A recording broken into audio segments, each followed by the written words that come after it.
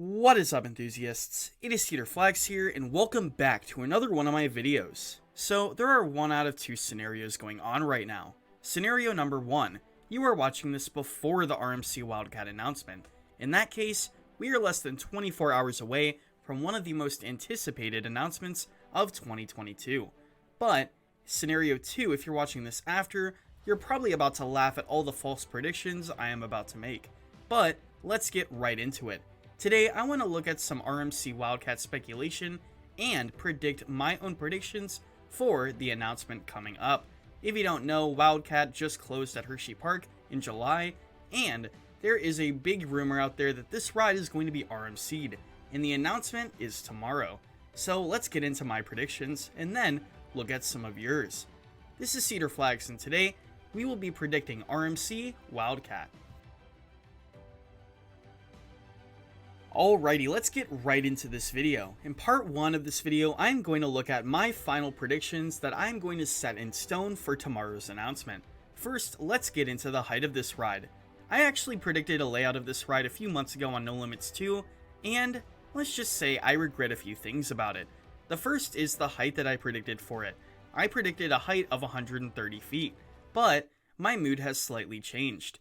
I predict that the height of this new RMC Wildcat will be approximately 150 feet. So, what made me change my mind?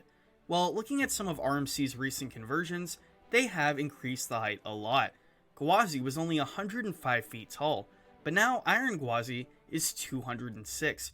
White Cyclone at Nagashima Spyland in Japan was only 139 feet, and then its conversion Hakugi made it up to 180. My point is that they will probably want to increase the height. Recently, RMC has loved speed, and especially with Joe Draves, we are going to see something very fast-paced. Now, saying that the height will increase is not me saying that this ride is going to be a hyper. In fact, I do not think at all that this ride will be a hyper, and mark my words, I'm going to be very surprised if it is. But I think 150 feet is that good medium between the height that the ride actually is and that the predictions are going to be. Anyways, the reason I don't think that this is going to be a hyper is 1, it doesn't seem like there's enough room, and 2, I feel like with this compact layout of an old GCI Woody, it wouldn't really fit. If you put a massive 200-foot structure and then reform the layout, it would probably have compact forces that would rip your head off. So how can Iron Gwazi do it? Well, simply to put, that isn't the original layout of one of the Gwazis. They took both coasters together and made a layout out of both. Up next, we have the inversions, and let me say, this is my bold prediction of the day. I think that they are going absolutely massive on inversions. Not 1, not 2, but 6 inversions. Now, why am I going so high?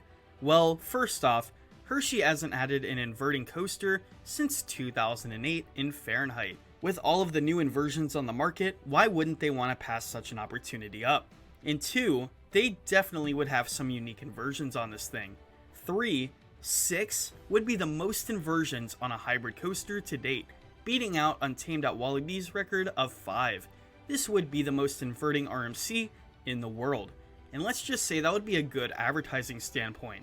So what would the inversions be? Well, I think a good pre-lift inversion would fit well in there, maybe something like a Heartline roll, or maybe even an RMC version of a JoJo roll. After that, a double inversion throughout the ride. I think after the first drop, a nice double inversion would look very nice. Something like the one on Untamed or Steel Vengeance. This would be a very signature element of the ride, and would probably be one of the best elements on said ride. 3 more inversions are in store. One would be a 0G stall, one would be a 0G roll, and I predict that the last one is going to be a low to the ground cutback. Now, with that all said, I think that this ride's main focus will still be airtime at the end of the day. Throughout all those inversions, it's going to have some pretty good airtime moments throughout. Next is the ride's length. How long do I think this ride is going to be? Now, the ride is currently 3,183 feet long, which is a decent amount of length. And I don't think it's going to be much longer, but I do think it's going to be longer, at 3,600 feet. RMC truly is a mixed bag when it comes to track length. Sometimes the length will be shorter, the length will be longer sometimes, and then other times it will be around the same. And with the final 2, one is the color. Now, this one is straightforward. All of the teasers have shown the color red, and I really think that this is going to be the color that is on the ride. Red it is. The final category though is a little harder. What is the ride going to be named? Now, there is a really good fan sent name that I saw in the comments earlier, and I will mention that later, but what do I predict? I'm going to go way out there. I'm going to say something that many people would probably not even think of. So if you don't know, the Wildcat that just closed was actually a coaster that paid homage to an older ride at the park named Wildcat. Opening up in the 1920s and closing in the 1940s, it was one of their first major rides. Opening in the 1920s and closing in the 1940s, this was one of their main attractions at the time, and has been forgotten in history. And one of the original names for this ride was called Joyride. So, why don't we go back to the olden days and call this Joyride? Yes, I think this would be a brilliant idea, and theme the whole area that it's around after a classic amusement park. You have a ride like Wild Mouse there, and you could retheme it to a classic theme like Cedar Point is doing, and then you have Laugh Track, which is already themed after an old school carnival. I think with all of those combined, you could have a very cute area, very similar to the county fair at Carowinds, a very retro style area, and celebrate Hershey's history. With these three coasters, I think this would be one of the hot spots within the park. Finally, let's get to some of the fans and what they said. Now, I posted this questionnaire on a very short notice, so I didn't get as many replies as I usually do, but the ones I ended up getting were pretty cool. Airtime Concepts had a prediction, and they said that the ride is going to be called Iron Wildcat, with a max height of 175 feet, max speed of 65 miles an hour, and an inversion count of 3, with a length of 3,530 feet. And they say that it's going to have a launch by Premier Rides. I think that's a very out of their prediction, and I actually really like that.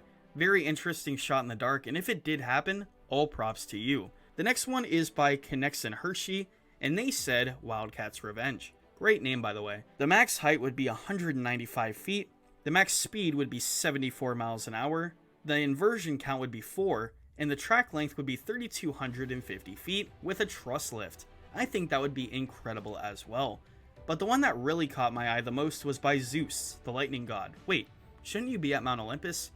Well, anyways, Iron Cat, themed after Kit Kat. This is such an incredible name, and I really do like this name.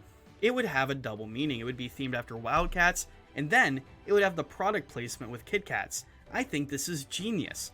And usually I don't like product placements, but anyway, max height of 190 feet, speed of 75 miles an hour, 5 inversions, and then a track length of 3,750 feet. We sign a petition to get this guy on the PR team for Hershey. That would be pretty incredible. Let's just get him out of Mount Olympus. Anyways, that was my video. Let me know what you thought down in the comments below, and give me some last minute predictions. If you are watching this after the announcement on November 2nd of 2022, you can make fun of me. This is Cedar Flags, and I'll see you all later.